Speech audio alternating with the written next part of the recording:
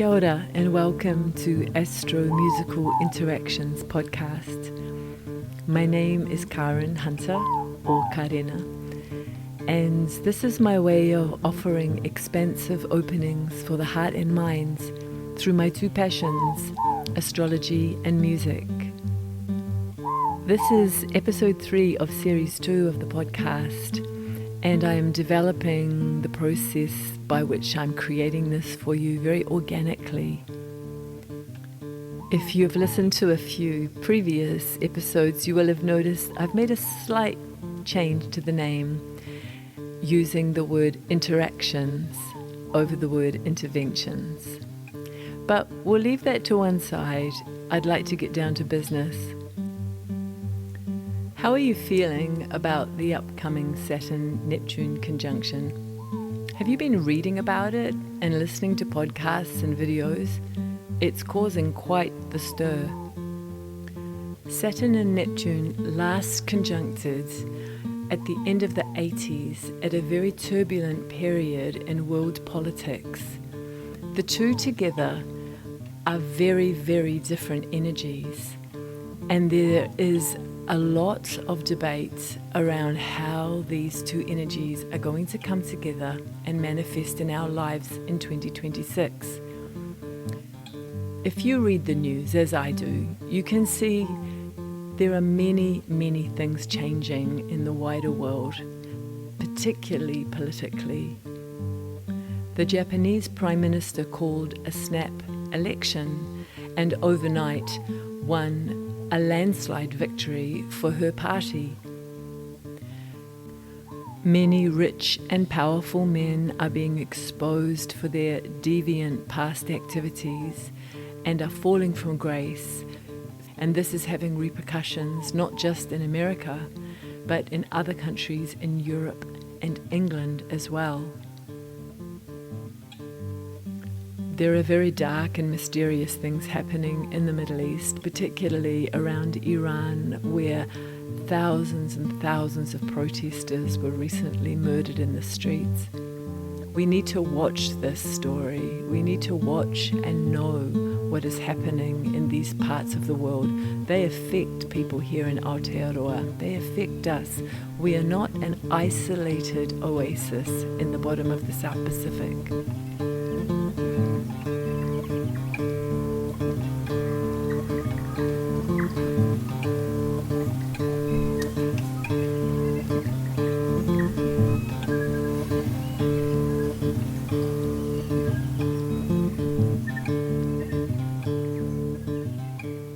I'm fascinated by the way we project our hopes and fears into the future.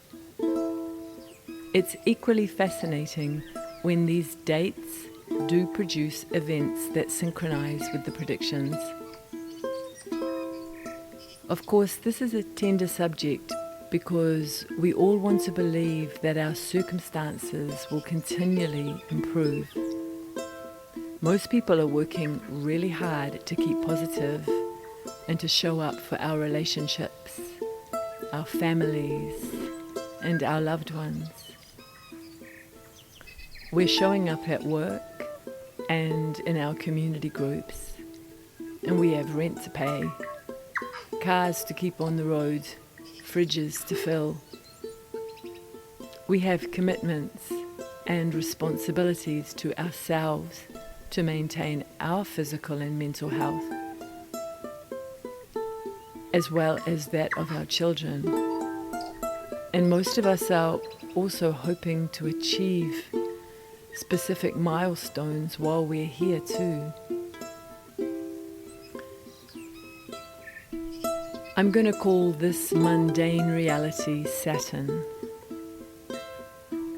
And I think of Saturn as the tempo, the beat and the groove in music. Bars that pass whether I'm playing them or not.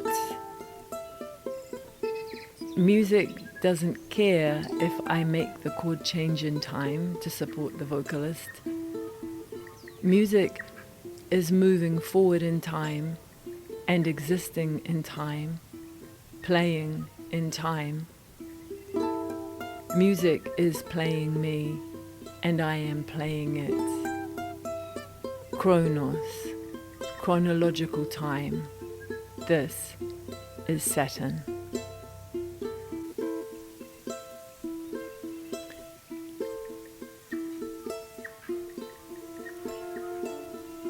In your free time, or in your personal time, do you dance? Do you sing and play music or create works of creative self-expression with wool and clay or fabric, colour? Do you ever get lost in the swirling colours and endless potentials of op shops and markets? Are your books, novel doorways to alternative realities? Do you listen to bands you love, attend plant medicine ceremonies, transport yourself beyond in film? Are your dreams full of mystery?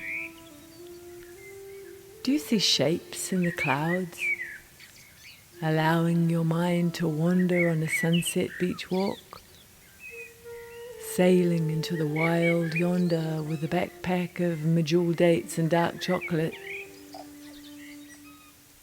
Suspend yourself in warm, magnesium-rich rock pools. Have afternoon naps in the sun. I'm going to call this deep float Neptune. Neptune plays the melody slightly differently every time. An improvisation on an instrument so ethereal I can't quite define its source. A theremin, wind chimes, a flute, a violin just out of earshot.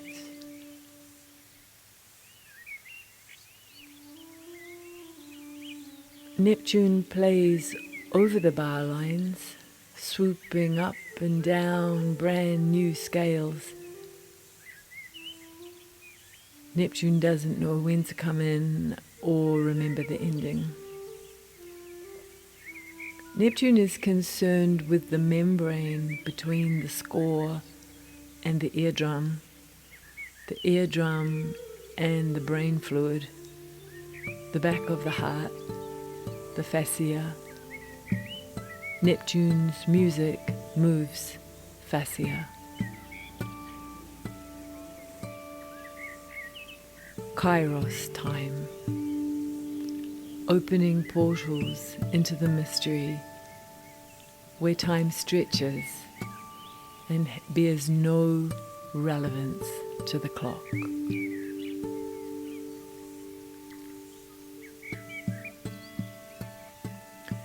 These two archetypes are meeting, and it's a slow dance. It's been building for months, some would say years. They've been chasing each other through the Pisces house of your natal charts. And Neptune has recently stepped across the threshold into the Aries house. We have a few more magical days where they are separated by sign and house, but it's very temporary. Saturn is knocking on the Aries door, and soon he will take off his boots on February 14 for a 2.5-year stay in fiery Aries.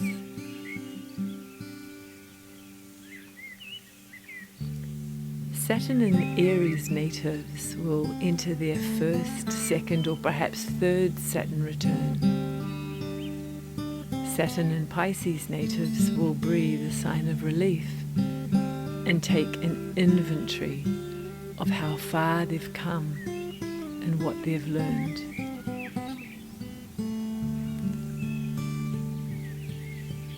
There have been many reflections of what happened the last time this conjunction occurred in our skies in 1989. Were you born? Can you remember where you were when the Berlin Wall opened? When you heard about the Tiananmen Square protests and the repression that followed? When you learned about the dissolution of the Soviet Union? The world's story is deep, and many of us also have personal stories that unfolded in the late 80s, in the very early 90s, so that it's worth spending some time reflecting on this time period in your own mythology. Perhaps you will notice some cosmic rhymes.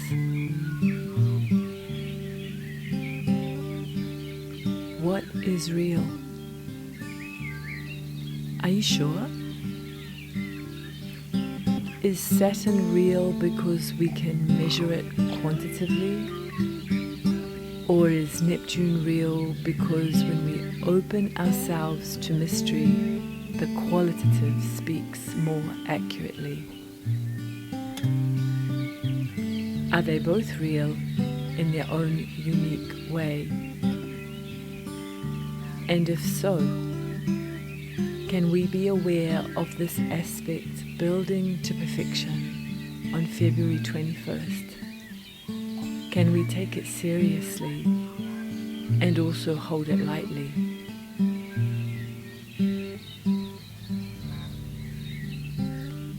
I'm not sure, but this is my intention. To be aware, notice, take notes and listen to dreams, synchronicities and déjà vu. I will read the news. It's not everyone's jam, I know, but I will read it. I will read it, I will pray for the suffering of strangers, and I will note the cosmic rhymes and share them with my friends.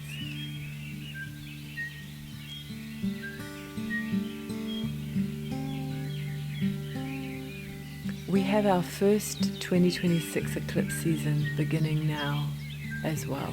This month is so rich and dense and fast. The first eclipses are in Aquarius and Virgo on the upcoming lunations. They will each fall in an area of your natal chart that shows you where there is something completing and something new beginning.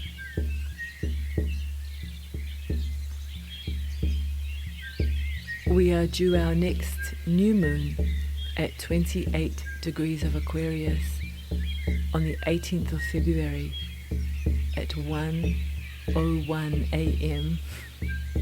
with the North Node conjunct Venus at 8 degrees of Pisces. And this will happen before the Saturn-Neptune conjunction on February 21, New Zealand time. If the nodal axis is within 14 degrees of the lunation, it creates an eclipse. Eclipses happen in sets of 2 or 3, and these take place twice each year. Therefore, this new moon will be accompanied by an annular solar eclipse, not a total, an annular. The second eclipse is taking place after the Saturn-Neptune conjunction, and it will be a total lunar eclipse.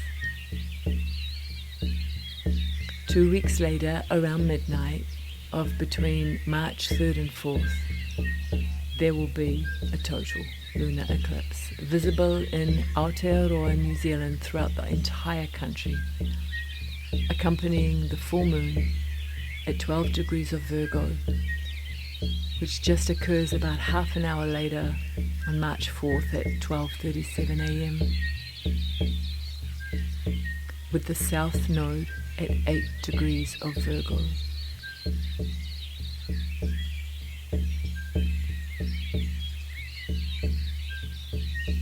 Mercury will be retrograde during this full moon, having stations on the 26th of February. It will conjunct Venus several times during this retrograde, including during the station. Renowned astrologers Rudyard and Rael interpret this phase of the Mercury retrograde cycle as being the final part, when we slow down, listen deeply to messages arising from the unconscious that show us the next steps, show us where we're out of alignment, or where we need to make adjustments. Rushing forward during this period of the Mercury retrograde can lead to errors. I'm looking forward to watching it all unfold. My prediction is that those of us who can zoom out to witness the bigger picture will be given the gift of perspective. It will get easier to breathe through the waves of global contraction. We are realizing we can do with less, so we have fewer problems. We are leaning into difficult conversations and forgiving ourselves and each other quicker.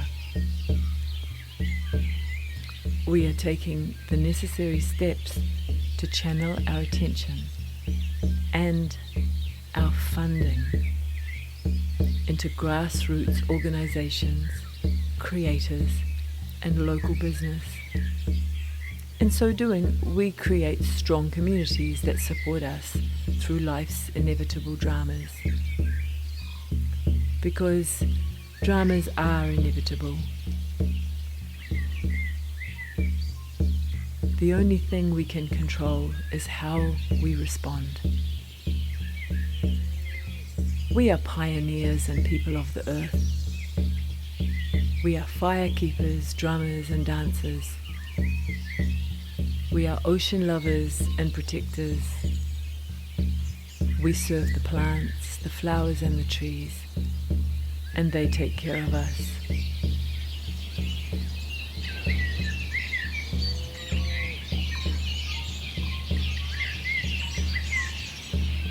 I'll be offering an interactive astrology workshop at the Button Factory in Auckland Central on February 23rd.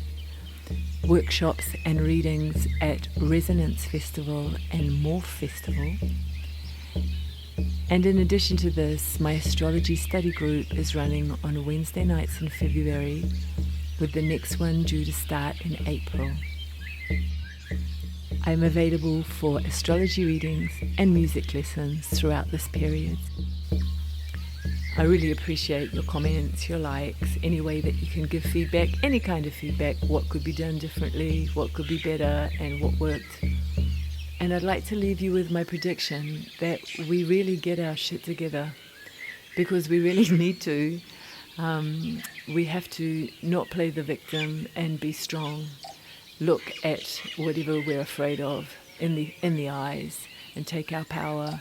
Learn how to protect our boundaries and learn how to let our boundaries down when we need to open our hearts. I wish you all the best and look forward to seeing you out there. Ngā mihi.